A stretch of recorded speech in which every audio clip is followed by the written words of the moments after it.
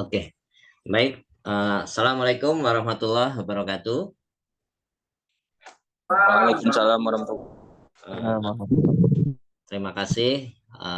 Selamat pagi rekan-rekan semua, para hadirin kegiatan webinar PII Cilegon yang pada kesempatan kali ini kita akan membahas salah satu topik yang cukup menarik ya, yaitu optimalisasi unjuk kerja peralatan dan sistem di industri dengan software engineering simulation.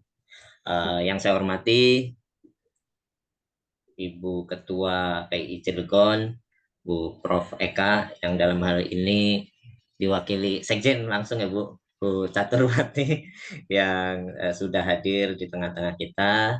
Yang saya hormati pemateri pada kesempatan kali ini yaitu Bapak Dr. Hadi Wahyudi. Yang saya hormati para panitia yang sudah bekerja sama menyelenggarakan kegiatan ini, dan juga yang tidak kalah pentingnya juga rekan-rekan semua yang sudah berkenan untuk hadir di kegiatan webinar ini.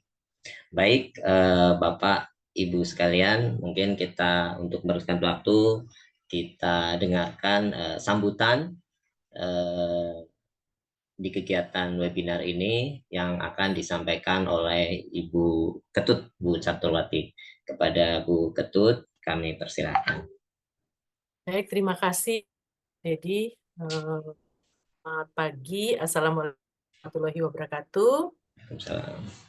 Salam sejahtera semua. Baik, pagi ini kita akan menyelenggarakan webinar 4. Jadi kita sudah kali berturut-turut PII Kota Cilegon menyelenggarakan webinar, dan yang ini adalah Ketua PII, namun pada ini Prof. Eka Sari halangan hadir pada kegiatan seminar conference. Itu maaf jika ini dimulai dengan trouble sedikit karena ternyata webinarnya itu bermasalah. Jadi tetap bersemangat mengikuti sharing pada pagi ini, pun sharing seperti saya rasa sangat baik ya buat kita karena mengetahui perkembangan yang lain selain yang kita, jadi mudah-mudahan dengan mendapatkan manfaat kita semua menjadi lebih mengerti dan bermanfaat. Nah, mungkin itu saja dari kami. Terima kasih Pak Adrian, Ketua Panitia yang sudah saya menyelenggarakan acara ini, juga kepada panitia, moderator, kalah pentingnya adalah kepada yang telah menyediakan waktu dan materinya untuk sharing kepada kami semua. Tadi yang dapat saya sampaikan. Selamat berkarya. Selamat siang. Assalamualaikum warahmatullahi wabarakatuh. Waalaikumsalam. Baik, terima kasih Bu Ketut yang sudah memberikan sambutannya.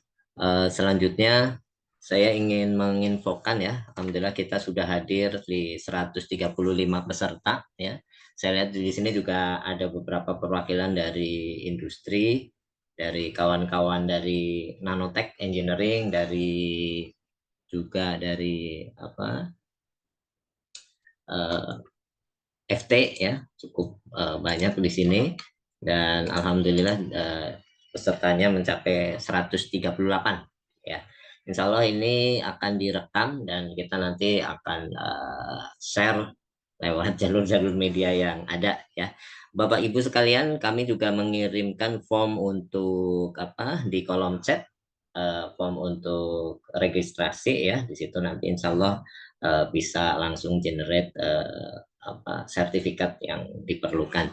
Baik, Tanpa berpanjang lebar, saya serahkan waktu kepada Pak Hadi untuk membawakan materi tentang optimalisasi unjuk kerja peralatan dan sistem di industri dengan software engineering simulation. Kepada Pak Hadi, dipersilakan. Terima kasih Pak. Apa suara saya terdengar Pak? Cukup jelas, cukup jelas. Cukup jelas ya, oke. Jadi Bu, terima kasih atas kesempatannya, dan kebetulan beliau ini juga satu rekan dengan di jurusan teknik Universitas. Ya, pada kesempatan webinar kali ini mencoba atau kita akan karena kita ilmu pengetahuan ya, optimalisasi unjuk kerja dan sistem di industri engineering simulation. Topiknya mungkin apa namanya lebih aplikatif ya. Ini dibawakan sendiri oleh saya. Hadi saya sendiri adalah salah satu dosen di teknik mesin Untirta. Kemudian ini sekilas tentang data saya ya, mungkin ada beberapa belum kenal ya, semuanya. Pendidikan saya dari S1 tambang metalurgi, kemudian S2 dari teknik mesin, dan S3 di Kuliah Science and Engineering UNSW Australia. Kemudian pengalaman saya pertama sebagai reviewer ya, international journal yang apa namanya secara garis besar jurnal Q1 ya. Dan saya juga pengembang software simulasi ke teknik basis DEM di metodenya. Kemudian saya mengajar CFD di Untirta sejak 2015. Kemudian dari 2023 sampai juga saya mengajar CFD di Universitas Pertahanan. Dan kemudian saya juga sebagai konsultan untuk masalah-masalah engineering. Kemudian di 2017 saya mengikuti pilihan software source ya, Open dan Light ini tentang D dan DEM di Austria. Tahun 2017 lanjut saya juga workshop tentang analisis multiscale untuk sistem dan proses kulit di Hannover. Kemudian tahun 2009 2013 saya mendalami bidang CFD dan di UNSW waktu profesor. Alhamdulillah double A degree untuk disertasinya. Skill saya kebetulan memang simulasi dan modeling, memahami secara ini dalam CFD, DEM, dan PEM. Kemudian saya juga menguasai 4 pemrograman, Python, Fortran, C++, dan C.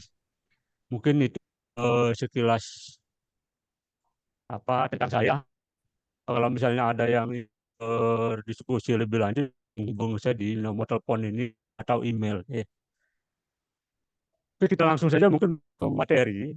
Jadi yang pertama tentu industri hampir di seluruh dunia itu pasti mengalami trouble. Pasti pernah lah mengalami trouble. Nah, beberapa tantangan di industri dari perspektif ini kan itu yang pertama adalah desainnya yang tidak bagus, yang menghasilkan proses menjadi tidak. Yang kedua itu kegagalan peralatan. Ini yang akan menyebabkan kegagalan sinkronisasi pabrik. Kegagalan peralatan ini corrosion, erosion, dan seterusnya. Nah, tentu bukan mengatasi dua hal yang negatif ini, yang kalau misalnya desainnya tidak bagus ya kita perbaiki desain, jadi budget desain. Kemudian kalau ada masalah ya kita pemecahannya. Ya, kalau kata orang ini gampang, tapi kalau sebenarnya mudah, tidak begitu sulit asal kita memahami jalur-jalurnya. Nah, apa yang kita butuhkan untuk memecahkan atau reduksi masalah ini? Yang pertama adalah perlu menganalisa, membuat desain yang baik, kemudian menganalisa apa yang jadi masalah, bagaimana memecahkannya. Tapi analisa ini tentu butuh data ya. Jadi kita nggak bisa tanpa ada data akurat. Nah, data akurat ini perlu kita lakukan sehingga kita bisa mencapai tujuan mengatasi masalah ini.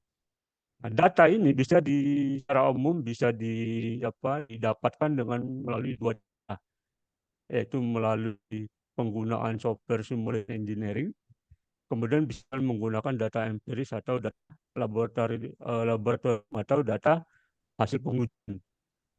Ini kedua metode penghasil data ini sebenarnya berbeda ya, masing-masing memiliki kelebihan maupun kekurangan.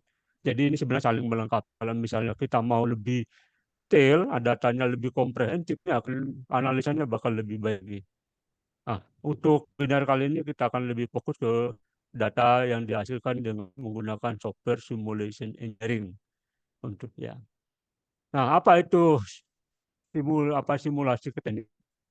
Secara definisi, simulasi keteknikan itu adalah suatu tool, peralatan komputasi atau numerik menyelesaikan model-model matematika ya, agar kita bisa meniru atau menghasilkan kembali proses dan sistem keteknikan. Jadi tiru kembali supaya kita bisa analisa ya. Nah, apa keuntungan penggunaan simulasi keteknikan? Keteknikan ini bisa memprediksi, jadi kita bisa memprediksi dan mengoptimasi kerja dari sistem atau peralatan tanpa membutuhkan biaya dan waktu yang cukup banyak ya. Kalau misalnya melakukan pengujian secara fisik. Untuk hal ini dalam konteks sekarang dalam webinar ini simulasi ini kan cukup banyak, tapi akan batasi pada dua hal yang paling sering terjadi atau banyak aplikasinya di industri, yaitu tentang aliran fluida dan sifat-sifat dari material. Nah, simulasi ini dapat dilakukan dari skala kecil sampai skala besar, jadi tergantung dari tujuan kita. Ini adalah simulasi multiscale. Jadi multiscale itu dari tadi ya, skalanya mulai dari kecil sampai besar. Ini bagaimana cara kita menentukan mana yang gunakan waktu mau melakukan simulasi. Ya, itu tergantung dari kebutuhan kita. Jadi untuk misalnya kita melakukan simulasi tujuannya apa ya? Misalnya kalau kita ingin menghasilkan produk dan katalis yang skalanya sangat kecil, ini kita bisa melakukan simulasi skala kuantum. Jadi skala yang sangat paling kecil ya.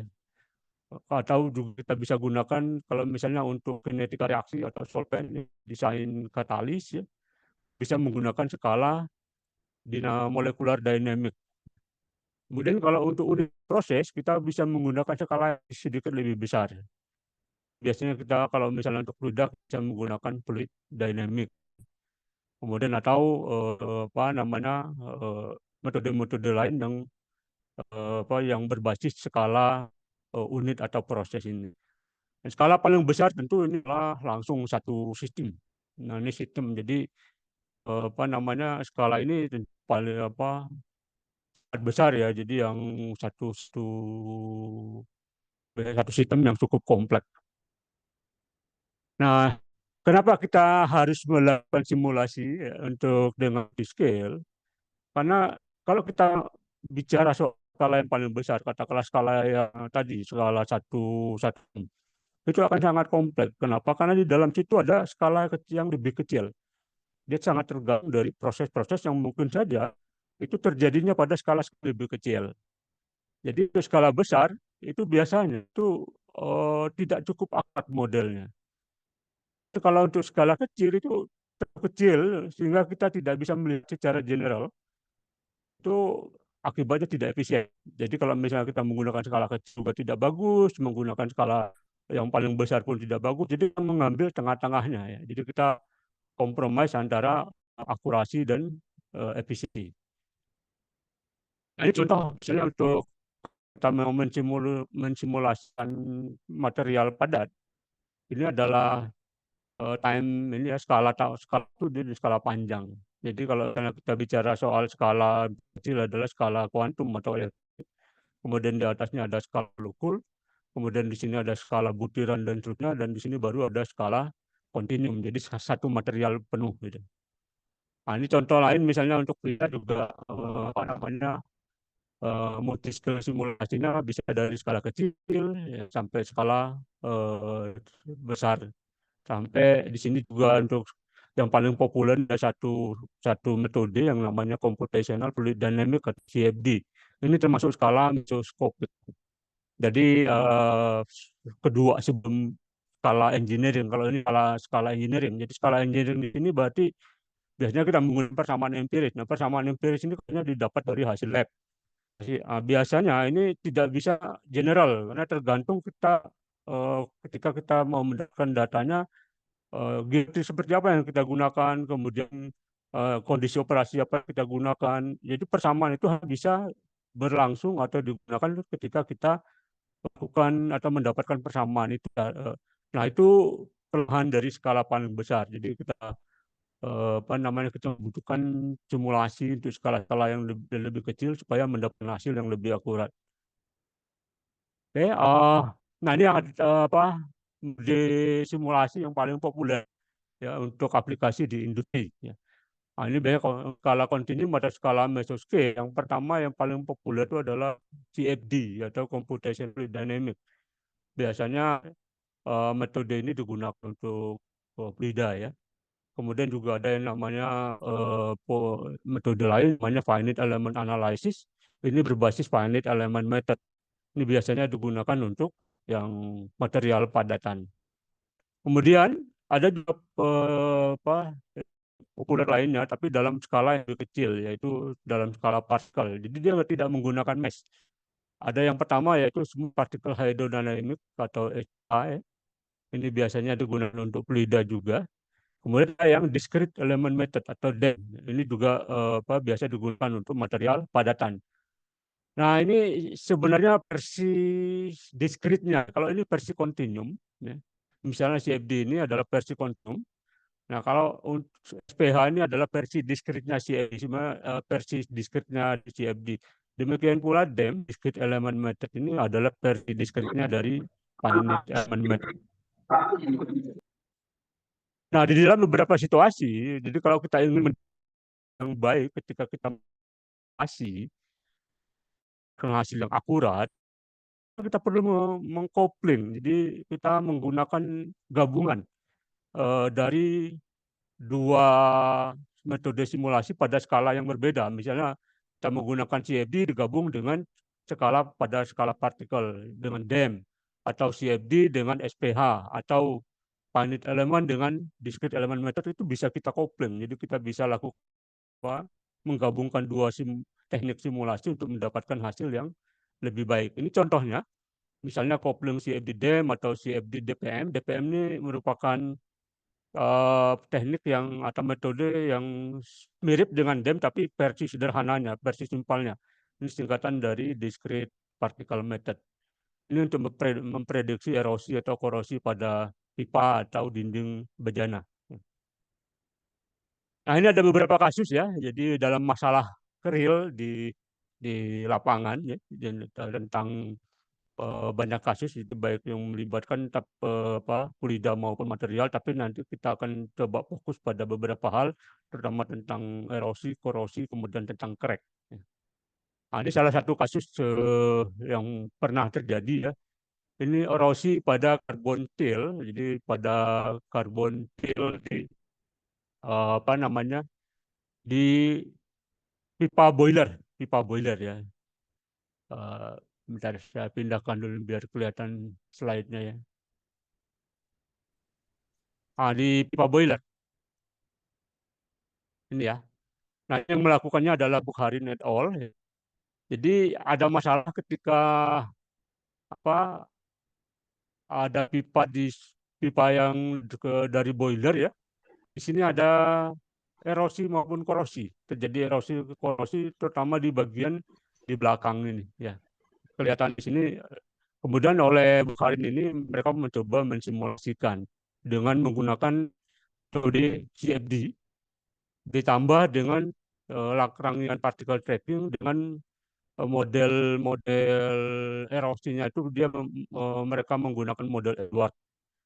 Ya, ini dengan cara seperti ini mereka bisa menyimpulkan bahwa memang di sini bagian daerah-daerah di belakang ini itu banyak yang menjadi paling menderita karena dia bertabrakan dengan partikel-partikel halus. Ini biasanya sumber airnya itu didapat dari air laut atau air danau, kandung partikel-partikel halus. Nah, ini yang menyebabkan terjadi di belakang ini ya, di bagian depan ini dan disebabkan karena antara partikel halus dengan permukaan pipa di sini.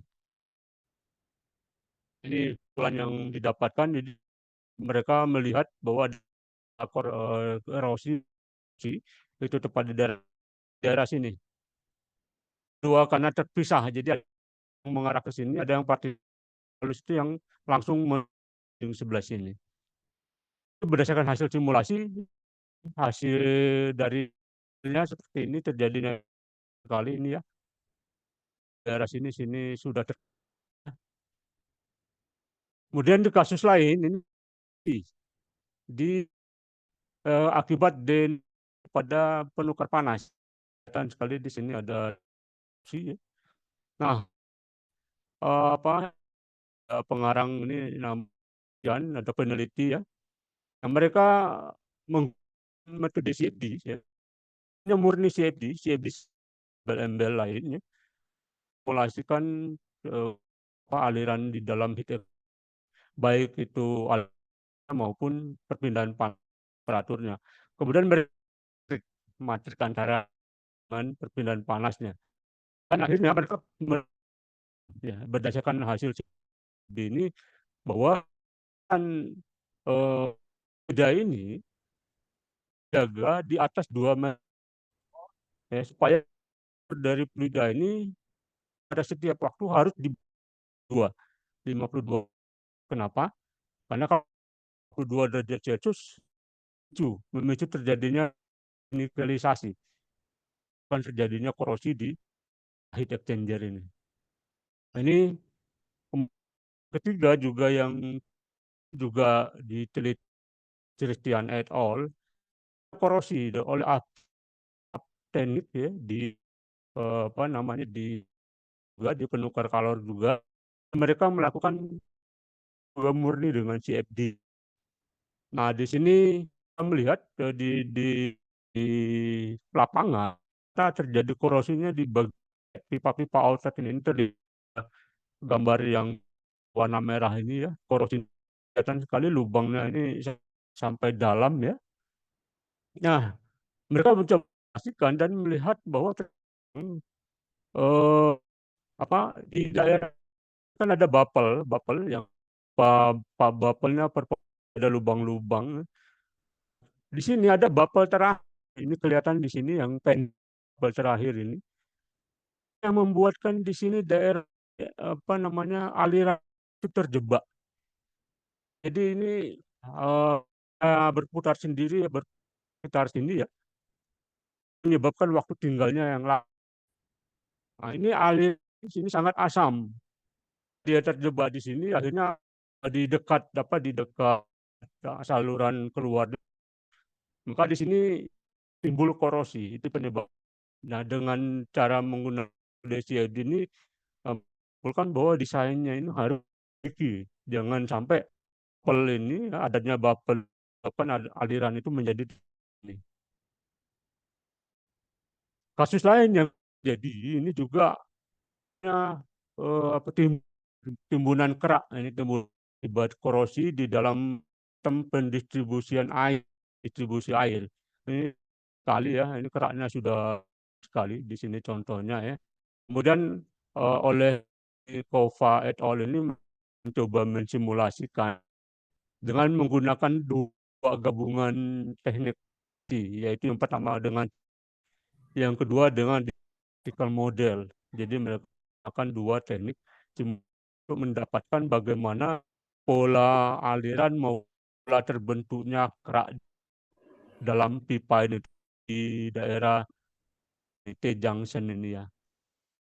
Karena mereka menyimpulkan bahwa ini titik-titik korupsi bisa reduksi ya dengan pipa yang material dan material pipa yang juga desainnya ya, terutama untuk air panasnya, dan juga mereka menyarankan dibuat filter untuk partikel halusnya supaya tidak ke bagian ini ya. Nah, ini ada kasus, ini ada dua hal malah pipa ya. Jadi erosi dan di situ di korosi. Jadi dua-duanya itu pipa yang sama. Jadi itu juga terjadi sama oleh Albert Abdel, mereka melakukan simulasi ya, suatu korosi erosi, ini terbuat dari baja ya, kecil dalam lingkungan ya, jadi lingkungan yang ini aqueous ya. Nah, mereka menggunakan CFD digabung dengan erosi dan korosi. Nah, ini mereka menyimpulkan ada daerah-daerah rejim. Kesimpulan mereka bahwa erosi itu disebabkan oleh partikel halus. Tapi kalau misalnya halusnya jumlahnya banyak, itu yang korosi itu akan berkurang. Jadi, tapi kalau misalnya halusnya sedikit, itu yang terjadi. Jadi sebenarnya antara erosi ini saling membantu istilahnya. Jadi kalau partikelnya maka korosi yang mengambil dominan ya. Tapi kalau partikel halusnya banyak, erosi yang dominan, tapi tidak dominan. Nah, ini kesimpulan dari simulasi menggunakan model ditambah model dan korosi. Nah, ini kasus lain dengan material. Kita bicara soal ada teknik juga simulasi untuk material ya. Contohnya et al. Ini mereka mensimulasikan retakan, jadi crack ya. Jadi bagaimana crack itu mulai, kemudian mereka merambat. Ini dia yang heterogen. Dan mereka menggunakan metode discrete element method dengan model lain yang hanya cohesive hybrid particle. Ya. Jadi bahwa kalau misalnya bebannya sini, sebenarnya crack-nya nanti seperti apa ya. Jadi ini pola-pola crack-nya kelihatan. Nah, di sini kita kesimpulan yang ya cukup penting dari pekerjaan mereka, bahwa mereka itu mencoba menguji yang namanya DEM ini, metode DEM. Apakah bisa mereka apakah bisa ini memprediksi crack polanya itu dengan baik, dan dimensikan bahwa ini sangat cocok untuk medan dan memsimulasikan medan pola-pola bisa diprediksi oleh metode discrete element method. Nah, kasus lain, crack ini bisa terjadi di dalam material komposit. Jadi ini ada dari peneliti lain ya, mempublikasikan karya. Jadi cara yang lebih menjanjikan modelkan crack di dalam komposit dengan menggunakan metodenya discrete element method. Ya. Jadi mereka menggunakan hanya DEM saja, dan mereka menyimpulkan bahwa, ambil saja garis besarnya, DEM memiliki kemampuan untuk memodelkan ketika kerusakan. Mereka mulai dari misalnya gambar ini mulai dari yang kecil dan merambatnya ke sini dan sampai kemana-mana, ini kelihatan sampai seperti net jaringan-jaringan kerusakannya. Nah, ini sangat akurat dimodelkan dengan menggunakan discrete element method. Ya. Ada lagi mereka peneliti lain mencoba tentang cabang. Jadi crack. Jadi crack itu tidak hanya berupa seperti garis ini ya, tapi dia memiliki cabang. Nah, ini mereka coba Head et al. Ini mencoba mensimulasikan ya propagasi crack, jadi crack dan cabang di dalam biopolimer. Mereka menggunakan nah, yang sebelah kiri ini menggunakan finite element method, ya. Yang di tengah menggunakan discrete element method, yang di sebelah kanan hasil pengujian hasil eksperimen. Dari hasil penelitian mereka, mereka menyimpulkan bahwa ini memiliki spesifitas yang tinggi, ya, dibandingkan dengan PEM, dan hasil yang lebih baik kalau dibandingkan dengan populasi analitiknya. Dan percabangan ini secara diprediksi dengan menggunakan DEM tanpa adanya kriteria untuk inisiasi crack yang kedua. Jadi begini, crack itu dari adanya pemicu. Jadi ada titik ini, ada pemicu yang itu crack, kemudian dia bisa mulai menjalar. Ini dari apa namanya awal titiknya dia akan menjalar. Nah, menggunakan finite element method, crack ini bisa menjalar, tapi tidak akan bisa cabang, kecuali di sini kita pemicu lagi. Jadi lagi, nah mungkin dia saja di belok cracknya. Tapi menggunakan DEM, element method ini, maka kalau kita punya titik di sini pemicu crack sini, kemudian dia menjalar, tiba dia membentuk cabang. Nah, dari hasil penelitian oleh ini mereka menyimpulkan bahwa percabangan crack ini karena ada tidak homogenan lokal. Jadi apa namanya, homogenan ini bisa dua, ya. Kandungan secara kimiawi di dalamnya yang tidak homogen. Yang kedua, tegangan yang tidak homogen karena ada tegangan residu. Nah, ini jadi yang menyebabkan crack cabang. Jadi menyebabkan crack itu bercabang seperti ini, cabang cracknya. Dengan mengetahui analisa berdasarkan simulasi, dan mengetahui apa sih sebenarnya penyebab dari crack. Kalau misalnya cracknya bercabang, yang tidak homogen di dalam. Tapi kalau misalnya cracknya lurus, itu bukan berdasarkan homogenan. Oke, ini hasil penelitian berikutnya itu adalah ini di aplikasi yang banyak di ya, untuk pengeboran minyak, ya. Ini biasanya terjadi precision cracking atau SCC, tabor, ya, bor sumur, ya. Nah, ini mereka melakukan simulasi, ya, dari NPAC et al. Dari namanya kita menduga beliau adalah orang kaya. Metodenya mereka simulasi itu menggunakan DEM ditambah dengan konsep time dependent cracking. Jadi cracking menjalar berdasarkan waktu, ya. Nah, hasil apa namanya penelitian mereka ini, mereka menyimpulkan bahwa dengan menambahkan metode konsep time dependent ke dalam DEM, jadi tidak DEM saja, tapi harus ditambahkan lain, maka prediksi SC cracking ini di dalam bor di sumur ini sangat sangat sesuai dengan apa hasil titiknya. Nah, jadi kita tidak cukup berdasarkan DEM kalau kita mau melakukan simulasi, pertama menyangkut SCC, ya, di pengeboran minyak itu tidak cukup hanya menggunakan DEM, tapi ditambah dengan konsep cracking time. Nah, ini juga kalau kita melihat yang sebelumnya, kita juga melihat bahwa ada yang menggunakan DEM saja, kemudian ada yang menggunakan DEM ditambah mode lain. Nah, itu tergantung kebutuhan kita.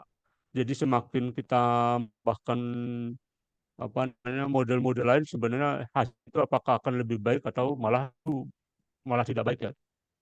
Ini kemudian kasus berikutnya ini adalah, nah, kalau SCC, nah sekarang ada disebabkan kena fatigue, jadi material itu mengalami kelelahan, lama-lama nanti timbul crack. Ini pada untuk material si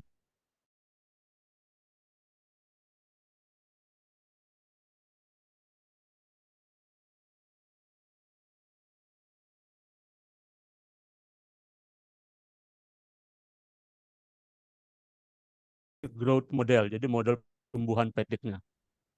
Mereka juga menyimpulkan, ya, kalau kita menggunakan 3 model ini digabung untuk memprediksi crack yang disebabkan oleh pada material quasi brittle ini, maka itu menunjukkan hasil yang lebih baik. Nah, misalnya kita bisa lihat bahwa the local version continuum damage model was successfully implemented in discrete element code compared to the theoretical prediction showing good agreement. Kalau misalnya kondisinya tegangannya adalah homogen, ya. Jadi metode DEM ini dalam beberapa tahun terakhir ini sering kali dipakai oleh para ilmuwan atau para peneliti, ya, untuk menjadi failure, jadi kegagalan pada material. Ini juga crack disebabkan oleh petik. Nah, pada material cemented, ya, dilakukan oleh Nguyen, ya, dari namanya kita tahu mereka adalah dari Vietnam, ya, dengan menggunakan model DEM ditambahkan model petik damage contact. Nah, ini adalah kasus real sejadinya crack. Ini untuk aplikasinya ke sipil, ya, ini ke seperti beton gitu, ya. Kemudian ini adalah hasil simulasinya. Nah, kita bisa lihat sendiri, ya, bagaimana DEM bisa mensimulasikan secara tepat, ya. Kita lihat ini crack-nya seperti ini polanya, ya. Ini juga seperti ini, ya. Kemudian di sini polanya agak miring ke kiri, ya. Kemudian ini juga serupa crack-nya polanya, ya. Kemudian yang ketiga yang ke sini melengkung ke kiri dulu baru belok ke kanan, ini juga, ya, mirip, ya. Kemudian ini juga sama. Jadi mereka juga menyimpulkan bahwa model discrete model kalau ditambah dengan model petik damage contact ini akan bisa memprediksi crack, ya, untuk material semen dengan lebih baik, ya. Nah, kemudian ini ada juga aplikasi simulasi, metode simulasi untuk arah ke militer, ya. Kalau Ini peserta masih rame, crack yang disebabkan oleh kelelahan petik, ya, penjalanan crack di dalam deflector roket, ya. Ini, ya, alatnya, ya, untuk aplikasi di bidang militer. Kemudian ini adalah spesimennya, mereka melakukan juga uji di laboratorium, ya. Jadi mereka menggunakan model simulasi ECPEM. ECPEM ini adalah peningkatan dari finite element itu adalah extended, jadi ditingkatkan. Kenapa? Ini kalau kita misalnya bicara crack, jadi crack itu ada diskontinuitas di material. Kalau finite element itu kan kontinu, jadi dia hanya bisa mensimulasi benda-benda yang tidak ada kekosongan di situ. Nah, ketika ada yang kosong, finite element method yang biasa itu tidak mampu mensimulasikan karena ada discontinuity ini. Nah, akhirnya ditingkatkan bagaimana caranya supaya ketika terjadi crack, finite element method juga bisa mensimulasikan, maka ditambahkan teknik yang namanya remeshing. Jadi di-meshing kembali. Jadi meshing yang awal itu diadaptif, jadi dibuat lebih kecil lagi ukuran meshnya. Jadi di-meshing di sekitar daerah yang terjadinya, itu yang disebut dengan extended finite element method. Dan ini digabungkan dengan kriteria propagasi atau model penjalanan crack ditambah dengan menginisiasikan kerusakan, maka mereka bisa mensimulasikan jadinya crack pada roket deflektor yang disebabkan oleh petik, ya. Mereka menyimpulkan bahwa yang paling berperan itu adalah karena beban temperatur di kopel, ya, kopel temperatur itu bisa meningkatkan tegangan maksimum, ya. Tegangan maksimum sekitar 10% dari sininya. Akibatnya apa? Kalau ada tegangan maksimum meningkat 10%, ada samaan atau ketidakhomogenan tegangan di dalam material ini. Nah, ini yang menyebabkan terjadinya crack ini. Nah, kemudian ini crack yang disebabkan oleh kalau sebelumnya kan ada SCC, ya, dan juga ada crack disebabkan oleh kelelahan, kemudian ini yang disebabkan oleh thermal. Nah, ini penelitian ini dilakukan oleh Sun, ya, untuk anisotropic shell formation, jadi semacam lapisan tanah. Jadi ini untuk orang-orang geologi, ya, ini lapisan tanah, ya. Nah, ini mereka mencoba mensimulasikan untuk temperatur yang berbeda dari 40, 50, 60, 80. Ini timbul crack. Nah, ini kita bisa lihat ini tidak tidak homogen ya. Ini satu lebih panjang, ini ada yang sini pendek, kemudian di sini ada sedikit sedang ya. Kemudian di sini juga sama ya, ininya pola crack-nya ya. Nah, mereka menggabungkan dua metode malah ya. Yaitu finite element dan discrete element method. Jadi digabungkan dua metode ini untuk memprediksi crack yang terjadi pada batu lempung ini ya, batu lempung yang mengeras ya, shell ini. Ini kelihatan ya crack-nya ya. Dan mereka melihat ini ternyata ini sangat bisa diprediksi. Ternyata ada tiga crack ini kelihatan dari hasil eksperimennya ya. 3 crack ini juga mereka mampu memprediksi dengan menggunakan PEM dan DEM bersamaan, dan prediksi itu secara tepat menyerupai crack yang terjadi di sebenarnya ya di lapangannya. Ini beberapa kesimpulan juga, dan mereka menyimpulkan bahwa kalau untuk aplikasi pembuangan sampah nuklir, berarti ini harus perlu diawasi, karena ini bahaya kalau nuklir bisa bocor ya. Tapi kalau untuk aplikasi ke geothermal atau untuk eksploitasi minyak, kalau ekstraksi geothermal kan biasanya di tanah ya, di bagian tanah-tanahnya, sama dengan untuk eksploitasi minyak juga biasanya di dalam tanah ya. Makanya sebenarnya ini tidak akan banyak berpengaruh. Tapi kalau misalnya untuk membuang sampah nuklir yang bahaya karena bisa bocor. Jadi tergantung tujuan kita. Kalau misalnya crack-nya ini terjadi crack tapi sebenarnya ya aman, ya masih bisa ditolerir. Tapi kalau misalnya tujuannya itu untuk menyimpan barang-barang yang berbahaya, maka crack ini sangat dianjurkan untuk diatasi ya. Nah, ini juga salah satu contoh menggunakan mengukur tegangan residual dalam komposit yang diperkuat, di reinforce ya, di reinforce oleh partikel ya. Ini yang melakukan adalah Nosevic. Menggunakan dua metode digabung, ya, DEM dalam metode ditambah dengan model kontak sintering ya. Sama seperti tadi ya, kesimpulannya bahwa hasilnya itu sangat bersesuaian dengan prediksi teori. Artinya kemampuan DEM ditambah dengan disesuaikan dengan maka sesuaian dengan hasil di data laboratoriumnya. Nah, ini kesimpulan pertama, bukan sebenarnya resume dari apa yang sebelumnya dengan menggunakan simulasi. Yang pertama, yang kan sama ini di pekerjaan yang telah dilakukan, bahwa itu penting metode simulasi ya, tergantung tujuan kita ya. Kalau ingin hasil atau baik, ya, desain yang lebih baik, maka yang biasanya untuk skala besar, maka simulasi yang cocok ya skala scale, CFD atau PEM. Tapi kalau misalnya engineering problem di skala kecil, crack itu kan skalanya kecil, paling dia beberapa senti, tidak besar sekali biasanya ya. Ini kita bisa menggunakan teknik simulasi atau metode lebih cocok, misalnya skala partikel maupun seperti misalnya DEM. Tapi untuk bagus, kita bisa menggabungkan dua atau lebih teknik simulasi. Penggabungan dari PEM dan lebih dianjurkan. Yang kedua, di dalam beberapa untuk aman yang lebih baik, kenapa bisa timbul, asalnya, bagaimana mengatasinya, mungkin kadang-kadang kita membutuhkan dua atau lebih ya. Sebagai tambahannya, kita tidak cukup hanya teknik simulasi dari yang ada.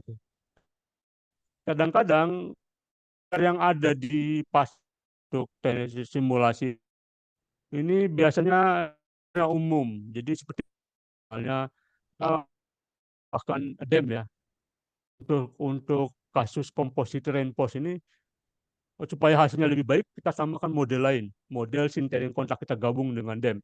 Nah, ini mungkin saja di dalam software yang ada di pasaran, itu DEM ini ya, ini mungkin saja tidak mengcover ini. Jadi terpaksa kita harus berupaya bagaimana supaya model ini bisa digabungkan dengan DEM. Jadi kalau kita lihat dari beberapa hal, ini kebanyakan ini adalah menggunakan 2 atau lebih metode yang digabung. Ya, misalnya EPEM ditambah model ini, kemudian DEM ditambah model ini, dan seterusnya. Itu concluding remark yang kedua ya. Jadi kadang tidak cukup kita menggunakan fitur standar ya dari software simulasi keteknikan yang beredar sekarang ini. Kita harus menambahkan beberapa model matematika yang penting untuk mendapatkan hasil yang lebih baik. Yang ketiga, kalau misalnya ada masalah di lapangan, kemudian katakanlah misalnya contohnya timbul crack dan crack itu bercabang, ketika kita mau melakukan simulasi, supaya kita bisa menganalisa secara mendalam akar masalahnya, hasil simulasi itu harus menunjukkan pola yang serupa dengan hasil yang di lapangan. Nah, kalau misalnya pola dengan cara bagaimana kita bisa memberikan variabel yang berbeda. Nah, kalau misalnya kita sudah mendapatkan hasil yang serupa dengan di lapangan, maka kita bisa memahami masalah ini kenapa bisa terjadi. Nah, kalau misalnya contohnya misalnya crack yang bercabang tadi. Oh, kenapa masalah ini bisa terjadi ketika kita simulasi dan simulasikan ternyata dengan yang terjadi di lapangan. Maka ternyata mengubah variabel ini crack-nya itu polanya akan mirip yang di lapangan. Berarti ada masalah di sini. Masalahnya di mana? Dengan kita mencari solusi. Nah, kalau kita tadi sudah bicara ini kata metode simulasi yang seperti CFD, elemen, maka sekarang kita sedikit lebih detail tentang software keteknikan yang sudah ada di ini ya. Karena CFD ya, komputasi dynamic ini software itu ada 2 jenis ya. Ada software komersial, beli license, kemudian ada yang open source, jadi kita free. Nah, kalau sekali software-nya, ya, misalnya ANSYS disediakan 2 software CFX dan Fluent. Autodesk software Simplo di Cradle ini pun juga ada juga Simuli, Star CCM Plus dan terusnya. Untuk open source software sangat sedang berkembang ini adalah OpenFOAM. Ada juga MPIT ya, itu. Ini berbasis CFD. Untuk yang berbasis element method, softwarenya ada juga ANSYS punya ya, namanya LS Dyna statik struktural. Ya. Kemudian juga ada Autodesk memiliki software PEM, kemudian SolidWorks, seterusnya. Ada juga softwarenya ya, seperti AGI, Calculate, dan seterusnya. Discrete element method, software komersialnya punya namanya Rocky, ya. Kemudian Altair juga punya software untuk DEM ini namanya. Ya. Kemudian ada open source itu ada ya, modern LAM, nah ini saya pernah ikut pelatihan itu menggunakan 2 ini LAM dan Light waktu di kemarin. Kemudian Esical. Nah, tadi ya karena ada bahwa beberapa peneliti sebelumnya telah melakukan atau melakukan penelitian tentang bagaimana atau sifat-sifat dari misalnya crack, korosi, kembali. Nah, kita bisa menyimpulkan bahwa kita bisa memilih kalau kita ingin melakukan memperbaiki masalah failure tadi, jadi kegagalan, maka kita harus juga pilih software yang cocok ya. Salahnya ketika software kembang sekarang ini model matematika misalnya model erosi, model petik, model-model korosi itu juga bercepat dan sudah berkembang ini software tinggalan, jadi tidak mengikuti perkembangan di model perkembangan matematika yang ada. Kita ingin memilih software yang baik, software itu sebaiknya membuat fungsi fasilitasi ketika kita ingin memasukkan atau ingin model yang terbaru yang lebih akurat. Ini ada slotnya di software, kita bisa memasukkan ini ke dalam software. Nah, salah satu menyediakan slot ini seperti adalah ANSYS Fluent. Fluent ini menyediakan yang disebut dengan Design Function atau UDF. Ya, dengan fasilitas ini kita bisa memasukkan model yang dalam software tersebut. Kita juga bisa mengkopling Fluent dengan software, ya misalnya software yang discrete element method. Ini software yang kita miliki ya di teknik mesin Untirta, memiliki 2 software lain, memiliki software yang sudah kita ya, yaitu ANSYS. ANSYS itu ya, jadi kita punya dan punya CFX, struktural dan seterusnya. Kita juga punya Altair. Kemudian juga ada satu software kita kembangkan sendiri dari teknik mesin berbasis discrete element method atau DEM, ya namanya adalah informasi di sini ya bahwa materi yang sudah kita kembangkan ini sudah memiliki cukup advance ya, jadi dibandingkan dengan komersial lain, yaitu kalau misalnya apa namanya untuk partikel dengan bentuk yang berbeda-beda, kemudian juga bisa digunakan temperatur tinggi, radius seperti misalnya ada, kemudian juga bisa untuk reaksi bisa dimodelkan ya dengan menggunakan ini, kemudian bisa geometri yang kompleks ini juga dikopling dengan ANSYS Fluent, kemudian ini bisa digunakan sistem granular maupun material untuk material engineering ya. Misalnya contohnya begini, kasus yang sebelumnya kita lihat ada erosi kemudian oleh Bukharin tadi ya, yang slide sebelumnya ya, kita lihat bahwa beliau apa namanya dan rekan-rekannya menggunakan model di sama kerangkaian partikel T dengan menggunakan Edward model ini sebenarnya ini sekitar Edward ini membuat erosi itu kalau nggak salah sekitar awal tahun 2000-an. Sementara model sekarang ini sudah berkembang dan jauh lebih akurat ya.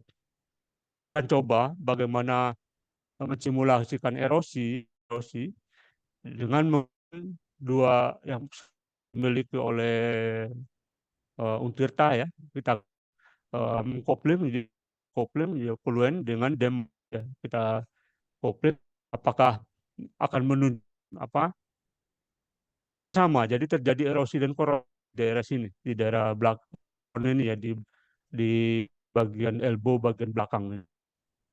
Nah, ini contohnya ya, contoh tampil kita mau mencoba simulasikan erosi ya, piper ya yang berbahan steel ya, baja. Ini tampilan dari Fluent ini dengan meternya ya. Jadi ini kan simulasinya. Kemudian, nah dan ya kita tidak hanya menggunakan software ini, kita harus bahkan model lain, itu namanya yang terkini ini adalah model baru dibandingkan model Edward tadi.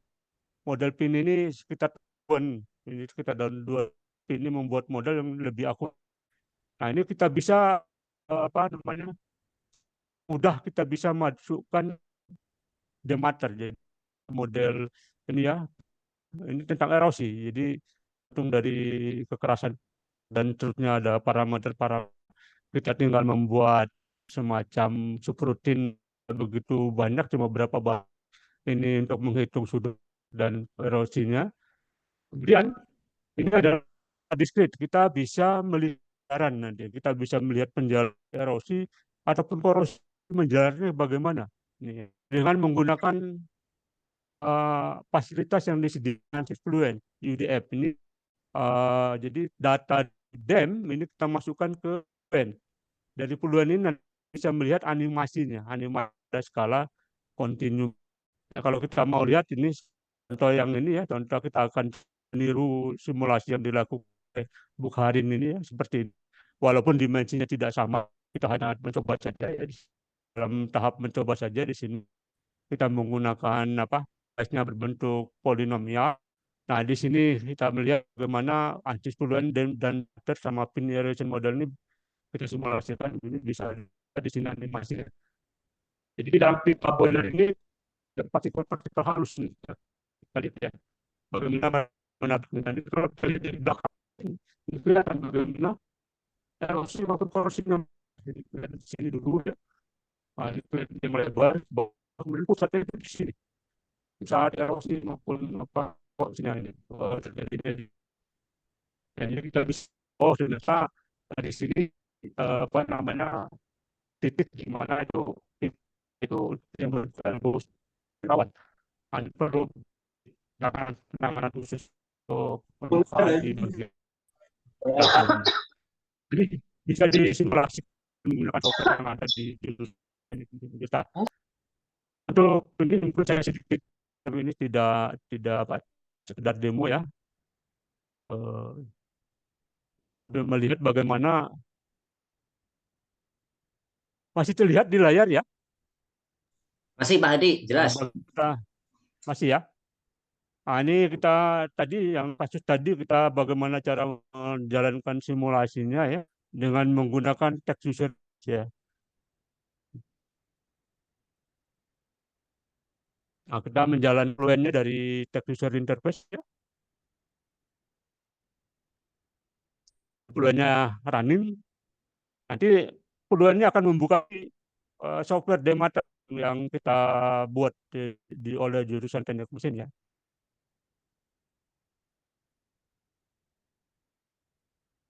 Nah, ini apa namanya file hubungan dengan fluida CFD yang berhubungan dengan fluida. Kemudian partikel itu yang berhubungan dengan DEM di DEMA.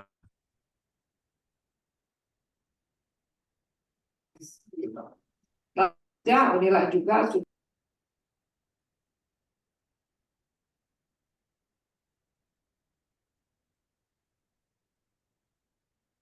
Running nanti otomatis membuka sendiri software. Nah, ini di layar yang lain ya tetapnya ya ini. Adalah software demater ya, ini sekalian sekali ya. Jadi ini namanya kopling. Jadi dua simulasinya barengan. Jadi misalnya dia apa dem CFD dulu yang jalan, nanti setelah jalan satu iterasi dia akan memberikan data ke dem. Nah, ini sending data dan dia menerima data dari CFD, dia lanjut dan seterusnya. Jadi namanya kopling. Jadi software yang berjalan bersamaan saling berkomunikasi, saling memberi data. Nah, ini kopling. Nah, ada hasilnya tadi yang sudah kita lihat di slide tadi ya. Yang ini tadi hasilnya. Ini tadi hasil dari simulasi yang saya sebelumnya tadi ya. Oke, selain untuk ini untuk fluent matter, kemudian untuk erosi dan korosi juga kita memiliki software di ANSYS itu extended finite element method. Jadi kita juga memiliki layanan untuk PM ya. Dan di sini kita sudah mencoba mensimulasikan bagaimana crack itu terjadi. Ini namanya extended jadi FEM. Jadi ini ada kita bisa lihat bagaimana apa namanya mesh yang di sekitar itu harus dimodifikasi lagi, mesh kembali ya. Kita coba lihat bagaimana kejadian kereta ini ya. Jadi mesh kembali. Kalau menggunakan frame biasanya nggak bisa mensimulasikan kereta itu. Ini makanya ini kelemahan dari frame ya. Jadi kita dikatakan kembali itu kita bisa mensimulasikan apa di sini ya. Oke. Nah, ini juga beberapa contoh yang ada di jurusan teknik mesin ini dengan simulasi menggunakan mater ya. Kemudian juga ada misalnya kita mau mensimulasikan ini CER ini banyak di mining sama beberapa hal lain ya jenis lain ya untuk ekstrak misalnya material itu atau apa unsur tertentu dari suatu biji cabang misalnya. Nah, kita bisa dengan simulasi memahami mana yang apa kalau misalnya saya terbuka 200 ternyata ini solusinya bagus ya. Jadi merata praktikalnya itu apa namanya di sini mereka di dalam melakukan ya. Kalau misalnya bisa kurang atau bisa praktikal super besar, kan substansi jadi positif malah munculnya di bawah. Hal seperti ini bisa dilihat oleh simulasi. Tidak bisa kita menggunakan kesamaan empiris biasa. Demikian pula dengan kasus misalnya listrik pompa juga ya. Jadi kita menggunakan simulasi bisa menganalisa lebih komprehensif. Oke, ini kalau misalnya ada yang tertarik untuk apa belajar bersama kita tentang Demater, kita mohon saja bisa menghubungi saya atau teman-teman di jurusan teknik musik. Nah, ini simpulan atau concluding remark yang kedua ya. Jadi kalau mau menggunakan software simulasi keteknikan, apalagi kalau kita mau menggunakan kopling antara dua teknik simulasi yang berbeda, kita harus memiliki pengetahuan yang mendalam tentang filosofi di balik teknik simulasi yang berbeda ini. Contohnya misalnya CFD dan DEM. CFD ini skalanya adalah skala kontinum. DEM adalah skala partikel. Bagaimana menggabungkan dua karakter ini yang berbeda? Kita harus memahami CFD secara dalam dan memahami DEM secara dalam. Baru kita bisa menggabungkan dua hal yang memiliki karakter yang berbeda ini. Kemudian juga, selain kita harus bisa menggunakan software simulasi keteknikan, kita juga harus memiliki skill bahasa pemrograman. Ya. Terutama kalau kita mau memasukkan apa model-model lain. Ini kan model-model lain ini kita harus buat di dalam bentuk bahasa pemrograman ya. Nggak bisa kita meminta yang vendor dari software tolong dong dimasukin model ini ya nggak akan mau mereka ya. Jadi kita harus memasukkan sendiri ya. Ini ya kita harus memasukkan model setelah ini erosion model dalam bentuk bahasa pemrograman juga kalau kita mau visualisasinya bagaimana penjalanan korosi, penjalanan dari erosinya kita juga harus membuat coding sendiri ya. Jadi kita juga selain kita menggunakan software simulasi teknik kan kita juga setidaknya harus memiliki kemampuan dalam bahasa pemrograman. Pertama kalau kita ingin memasukkan model-model baru yang tidak difasilitasi oleh software yang ada sekarang ini ya. Nah, tentu kalau kita mau masukkan model baru, ya kita juga harus mengikuti perkembangan tentang model itu sendiri. Karena model-model katakanlah erosi, itu ada muncul model yang lebih akurat lagi, model lebih akurat lagi. Jadi kita harus mengikuti perkembangannya. Jadi kita hanya kita bisa menggunakan software simulasi, tapi kita juga harus mengikuti perkembangan tentang bagaimana model-model yang failure ini bisa kita adopt yang model yang terbaik, gitu ya. Kemudian yang ketiganya, ya, nah ini teknik bagaimana kalau kita ingin menyelesaikan masalah tadi ya, ada crack, ada erosi, seterusnya ya. Lakukan kita harus memahami masalah keteknikannya, pecahkannya. Kemudian kita bisa memilih yang sesuai, yang cocok dengan masalah ini. Kemudian yang ketiga, apakah perlu kita menggunakan gabungan metode atau menggunakan model-model baru atau tidak, itu kita harus tahu ya, jadi kita harus memiliki pengetahuan tentang ini. Mungkin itu dari saya, Pak Dedi dan Bu Ketut.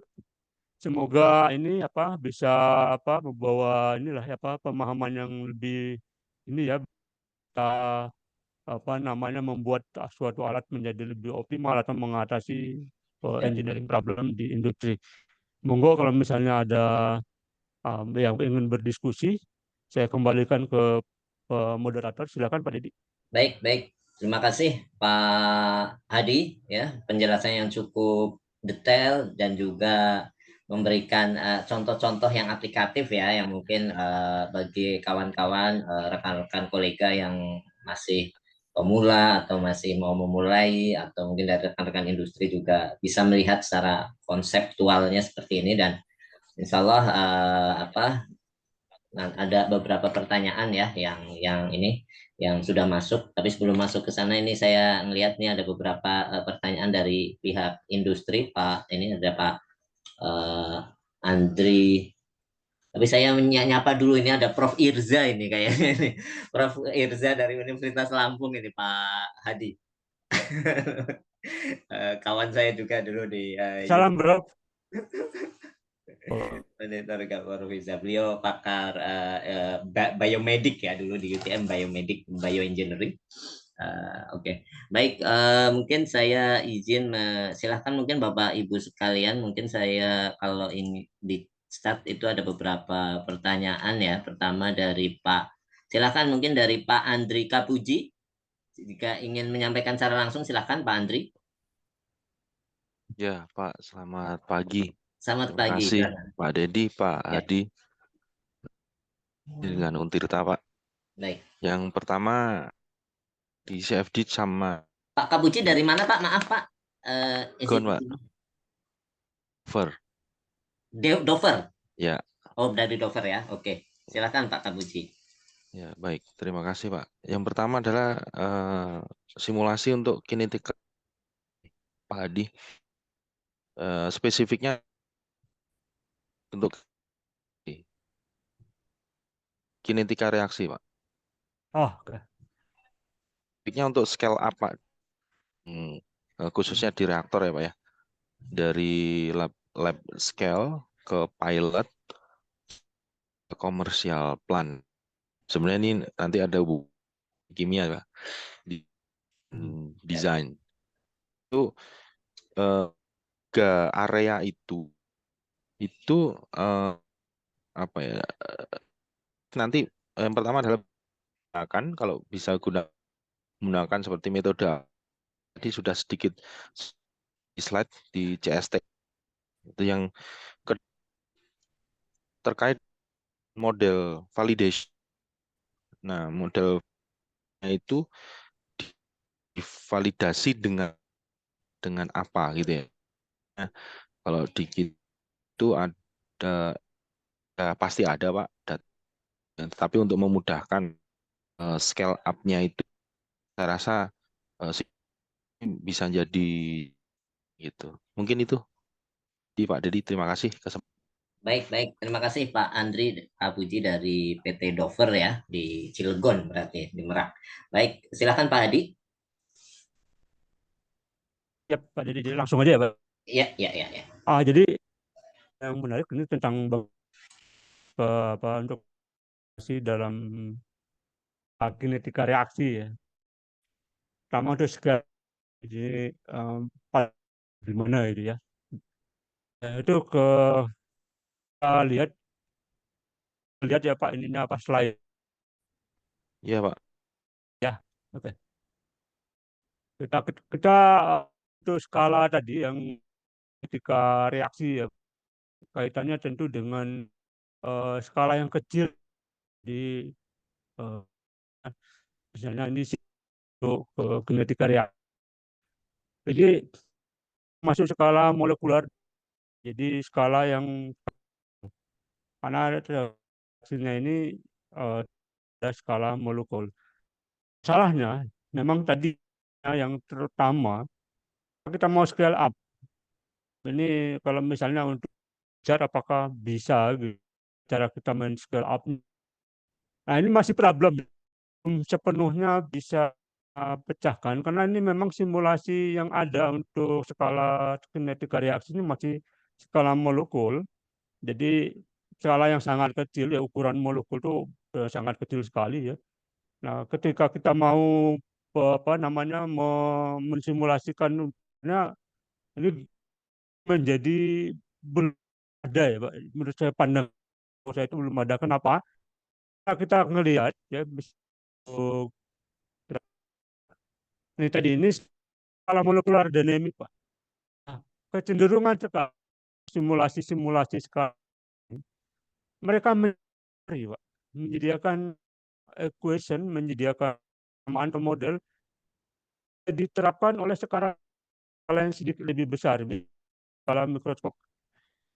Dan dari skala mikroskopik lagi skala mikroskopik. Jadi kalau skala mikroskopik ini sudah mendapatkan teori yang mumpuni atau model-model yang mumpuni dari molekular dinamik, baru direkrutkan ke CFD, dimasukkan ke apa namanya teknik untuk skala meso meso seperti misalnya CFD.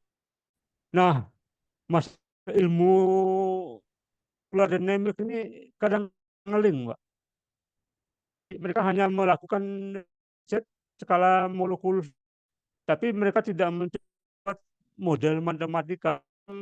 Skala-skala masih kesulitan untuk meminta model matematik dari skala ini untuk diterapkan pada skala yang akibatnya apa ya tadi untuk scale up tadi kita mensimulasikan skala kalau misalnya model matematik di skala kecil itu belum dibuat gitu menjadi kendala sebenarnya Pak. Tapi kalau mau ini ya paling saya nggak berikan jawaban pasti apa mana cara kita men-scale up kalau sudah simulasi kan kita hasil dari menggunakan apa simulasi pola dynamic tentang kinetika kemudian kita mau scale up itu menurut saya sih sampai saat ini belum belum ada ilmu yang mengarah ke sana link setiap skala ini Ikut tes UBB begini ya sama bentuk Pak jadi belum itu apa belum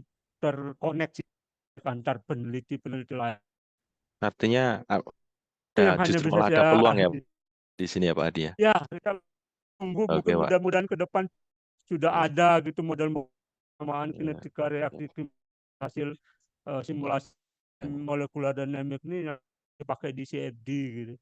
Mungkin siap kolaborasi Pak ya, untuk mengisi Ya, opportunity. ya. Terima Mantap Pak Andri. kasih Pak. Baik. Sama Pak. Nanti Pak Andri, Pak Hadi ini juga salah satu dosen S2 di teknik mesin ya. Kami baru teknik izin sedikit promosi juga. Kami baru membuka S2 teknik mesin. Ya mungkin rekan-rekan yang ingin mendalami lebih detail untuk simulasi atau apa ya kita bisa kolaborasi di perkuliahan ya dan juga ada juga kami S2 teknik kimia ya juga ada juga di Untirta. Baik, selanjutnya sebelum ke ini izin saya menyapa juga tadi ada Prof Irza dari Universitas Lampung, ini ada Pak Surya juga masuk, Pak Adi dari salah satu direktur di Nanotech Engineering, kemudian Pak Heri, tadi saya lihat Pak Heri dari Rekayasa Industri ya, Rekin juga hadir. Terima kasih Bapak-Bapak semua yang sudah hadir. Selanjutnya ada yang raise hand ini, Pak Dwinanto, Pak Dr. Dwinanto. Kepada Pak Dwinanto dipersilahkan. Cek. Siap. Jelas suaranya? Jelas. Wede. Ya, terima kasih Pak Dedi, Pak Hadi yang sudah memaparkan dan hormat kepada Bapak Ibu, ke rekan-rekan mahasiswa yang hadir. Sebelumnya saya apresiasi sekali karena untuk ilmu CFD ini jadi sepengetahuan yang saya tahu itu adalah yang langka. Jadi hanya beberapa orang sehingga mungkin Pak Hadi termasuk salah satu ada menguasai expertise CFD ini seperti itu.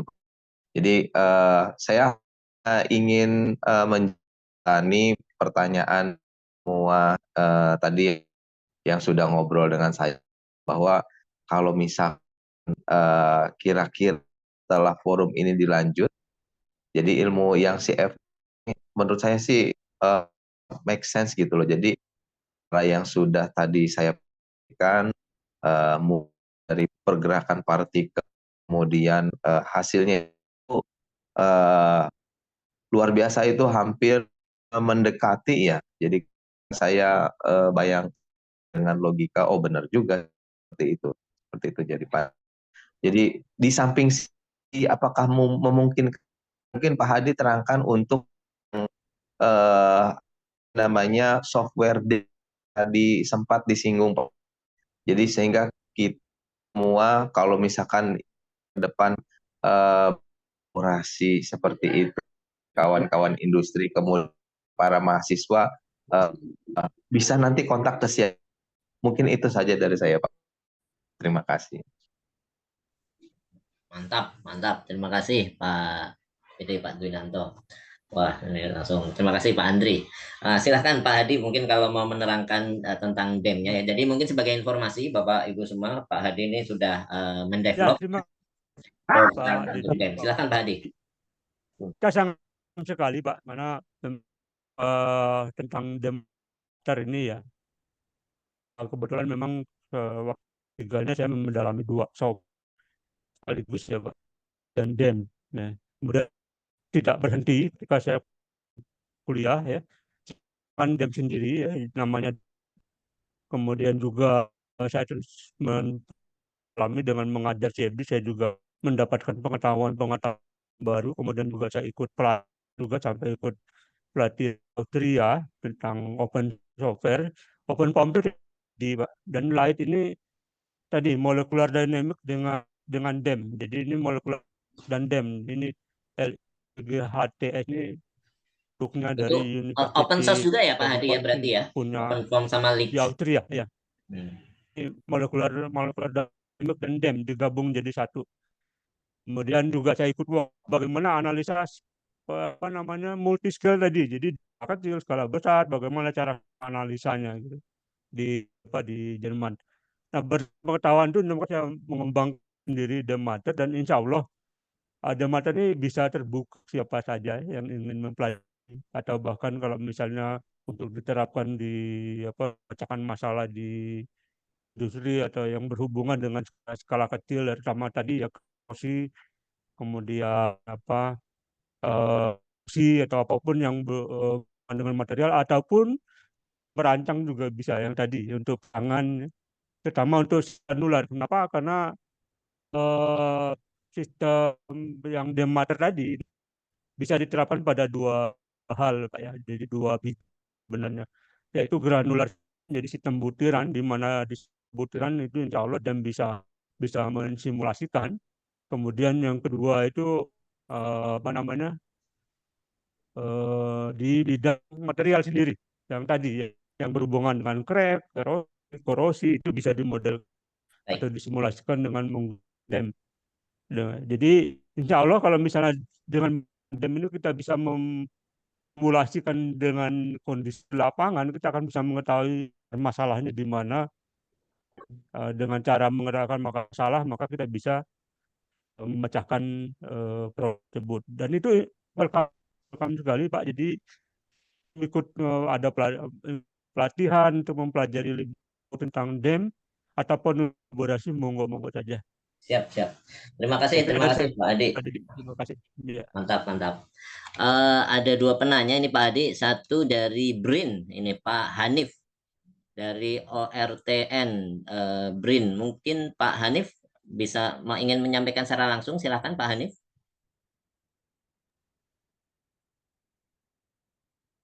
Ya, izin Pak Dedi. Siap, siap. Monggo, monggo. Silakan Pak Hanif. Ya, selamat pagi Dedi, Pak Hadi.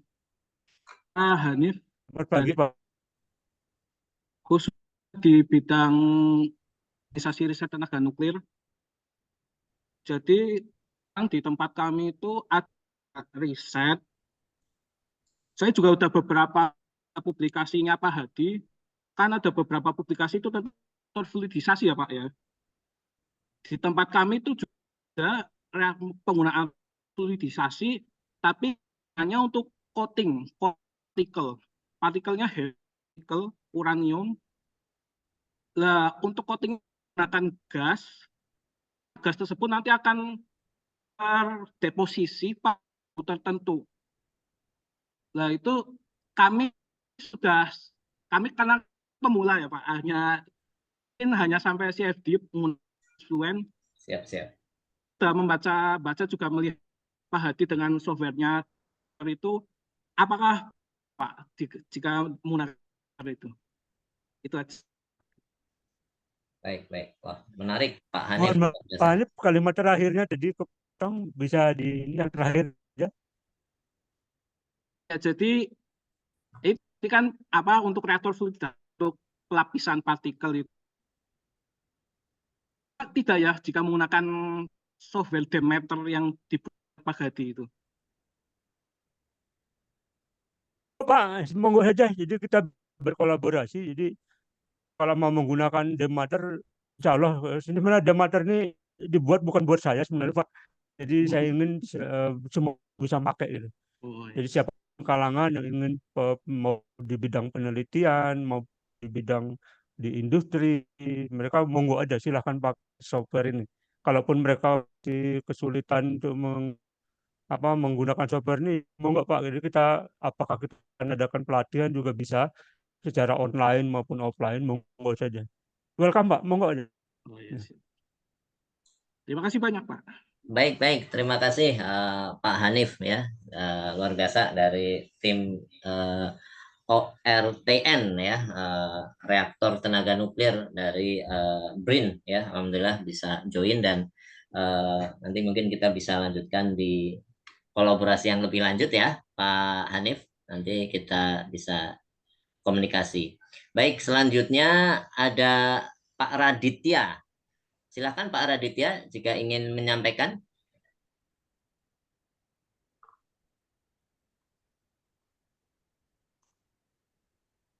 Oh, oke, mikrofon bermasalah. Baik. Saya bacakan Pak Hadi pertanyaan dari ini terkait fatigue thermal yang dengan tujuan untuk memperoleh sifat mekanis. Tujuan sifat mekanis juga ketika material terkena panas, sifat mekanisnya juga berubah.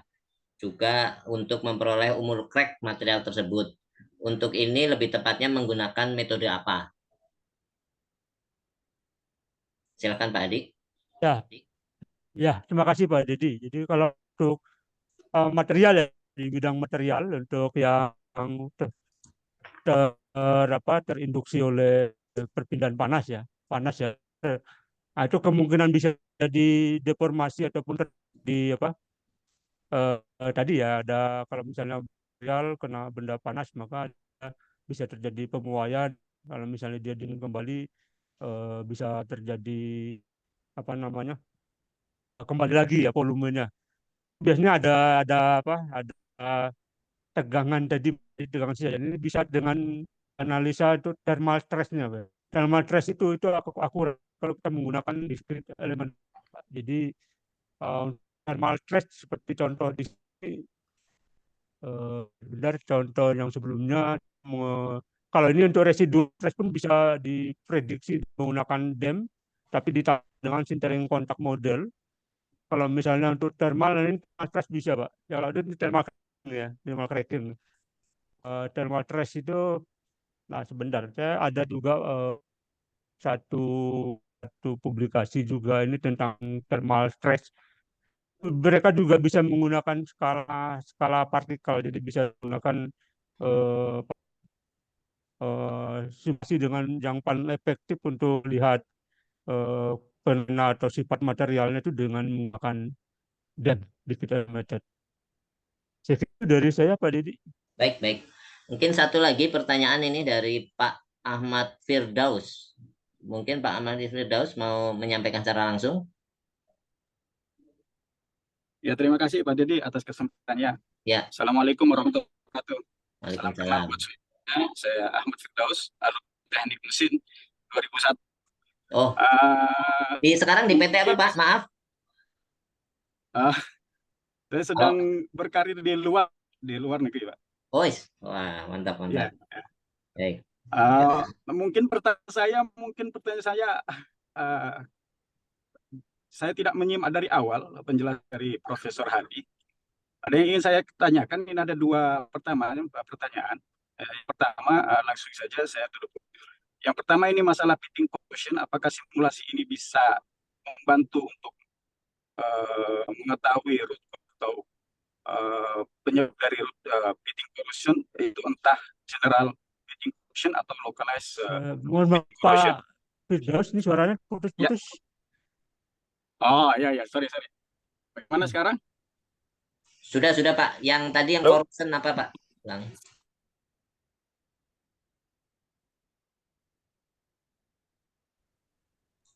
Ya, silakan Pak Halo? Ahmad Firdaus.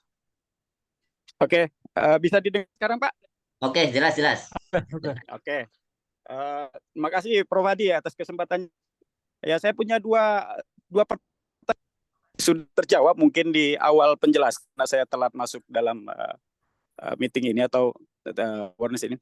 Yang pertama yang masalah pitting corrosion, apakah pitting corrosion ini simulasi yang ada ini membantu untuk mengetahui pitting corrosion, penyebab-penyebab dari pitting corrosion, entah itu general pitting corrosion atau localized pitting corrosion. Itu yang pertama. Yang kedua, apakah simulasi ini juga applicable untuk alat-alat static equipment seperti pressure vessel atau reaktor yang desain konstruksinya itu bukan solid cell, karena dia value engineering.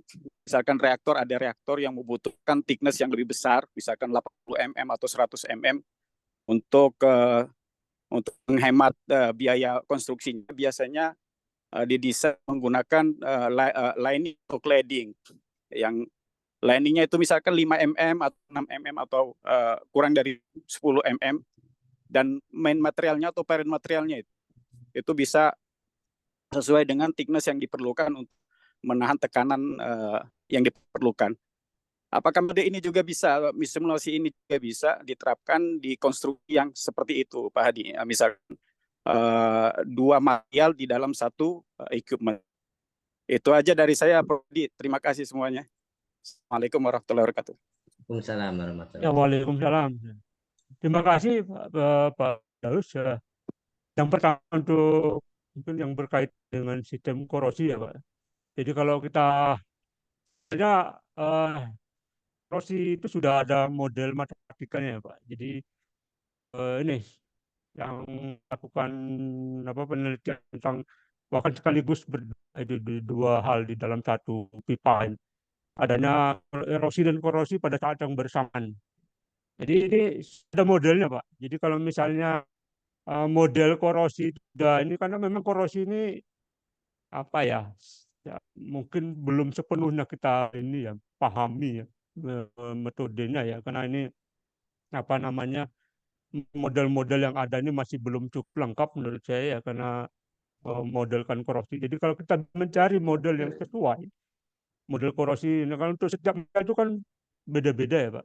Material misalnya tekstil itu biasanya kebanyakan misalnya di lingkungan environment-nya misalnya ada chloride atau misalnya ada asam sulfida, itu kemungkinan terjadinya SCC itu sangat besar sekali karena dia sensitif. Jadi sebenarnya tiga hal Pak yang misalnya bisa kita bisa simpulkannya, karena materialnya yang sensitif, kemudian lingkungannya yang korosif, kemudian yang kedua yang ketiga saya lupa ya, ada material yang sensitif, lingkungan yang korosif, sama satu lagi saya lupa. Ada tiga hal yang membuat kemungkinan korosi itu terjadi.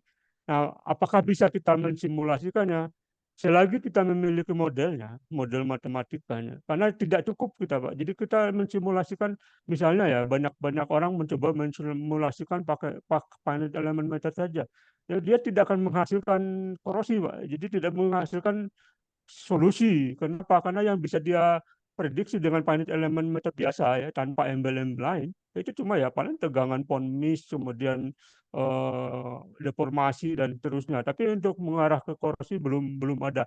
Tapi kalau misalnya kita bisa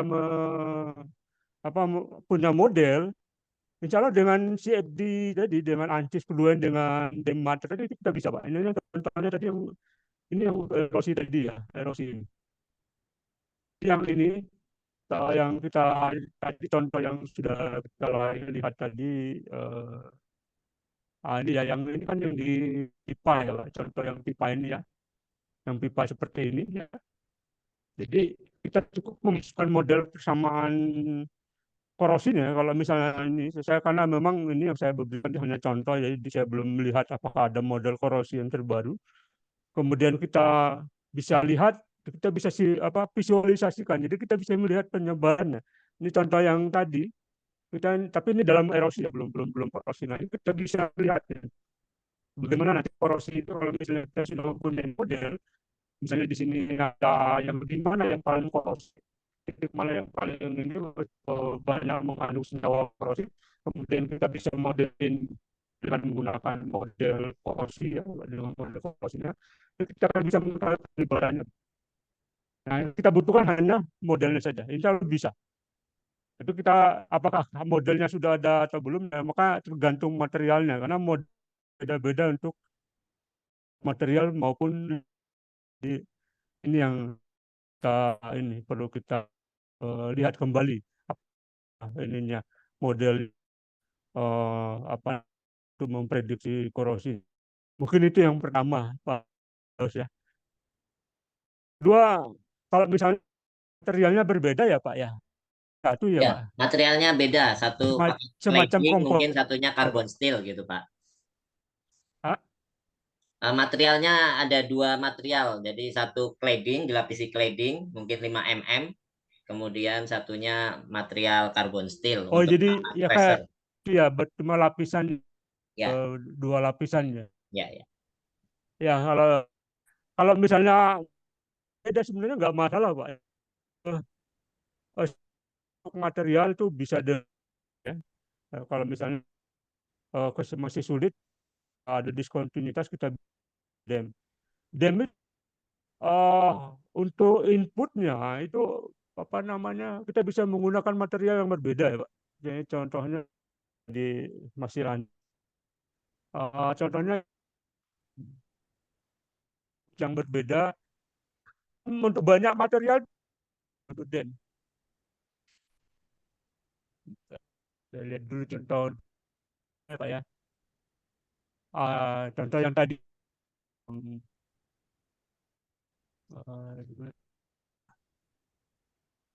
untuk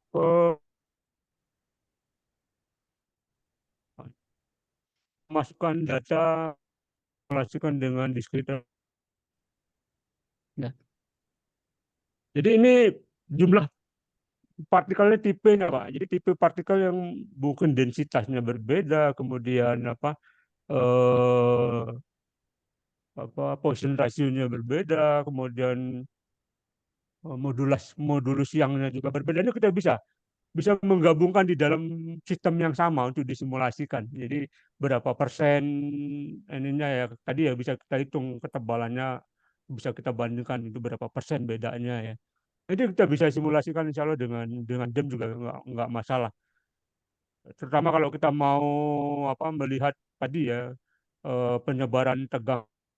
Kalau misalnya ada mau menganalisa misalkan itu nggak masalah karena DEM itu bisa untuk material yang berbeda-beda.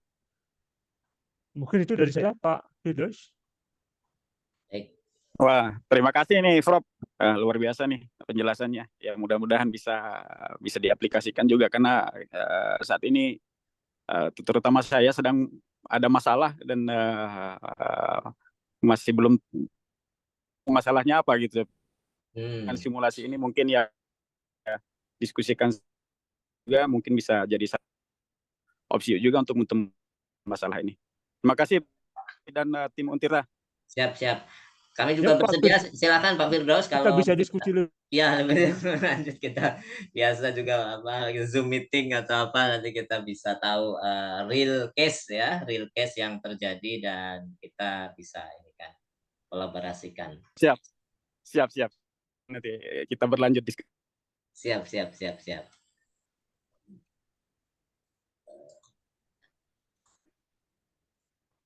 Silakan mungkin Bapak Ibu jika ada pertanyaan.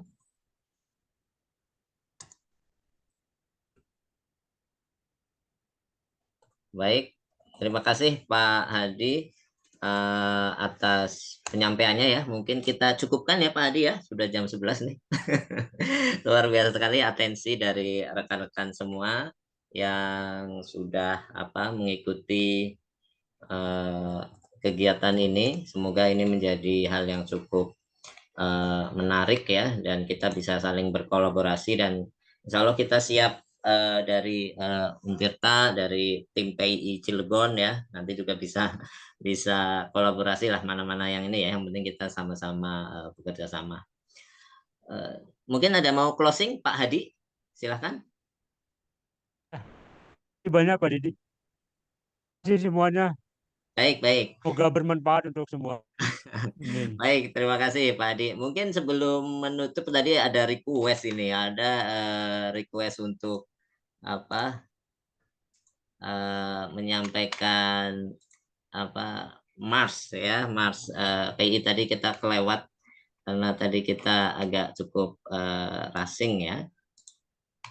Baik, izin menyampaikan. Pak Hadi boleh ini stop screen?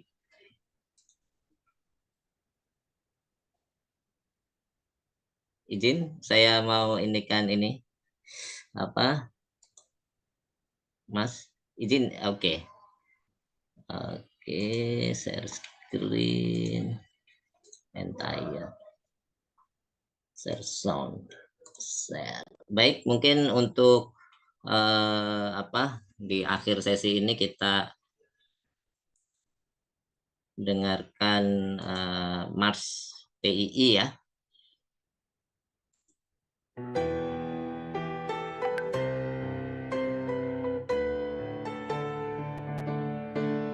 Insinyur Indonesia senantiasa menjunjung tinggi integritasnya, bekerja sungguh-sungguh dengan semangat, profesionalismenya, utamakan keluhuran budi, amalkan ilmu dengan kompetensi, berikan yang terbaik, selalu yang terbaik sebagai karya baktimu. Teruslah berjuang membangun Indonesia, sejahterakanlah bangsa dan negara.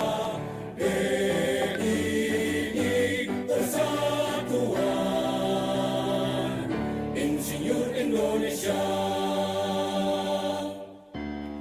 Insinyur Indonesia senantiasa menjunjung tinggi integritasnya, bekerja sungguh-sungguh dengan semangat, profesionalismenya, utamakan keluhuran budi, amalkan ilmu dengan kompetensi, berikan yang terbaik, selalu yang terbaik sebagai karya baktimu.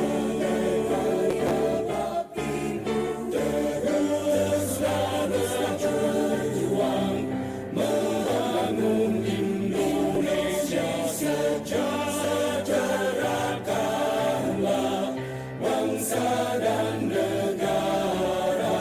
Teruslah berjuang membangun Indonesia, sejahterakanlah bangsa dan negara. PII Persatuan Insinyur Indonesia.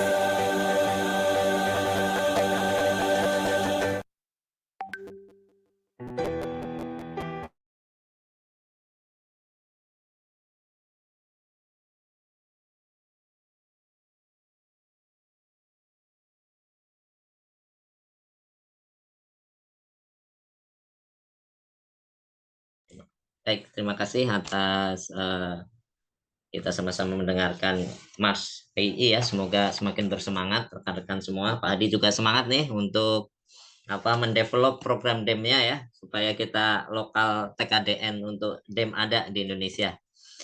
Baik, mungkin kita cukupkan Bapak Ibu sekalian kegiatan kita pada kesempatan pagi hingga menjelang siang ini. Atas perhatian dan juga kerjasamanya saya ucapkan terima kasih. Saya akhiri, wassalamualaikum warahmatullahi wabarakatuh. Selamat siang, salam sukses kita semua. Terima kasih. Salam. Terima kasih Adi, terima kasih. Pak Kurnia, Terima kasih hadir. semua. Assalamualaikum. Terima kasih ya. Baik. Berikutnya dari ini ya, dari perusahaan gantian. Oh, siap, siap, Nanti siap. dipersiapkan. Baik, baik. Terima Terima kasih kasih, Sekjen. semuanya. Ya. Baik. Oh. Nah,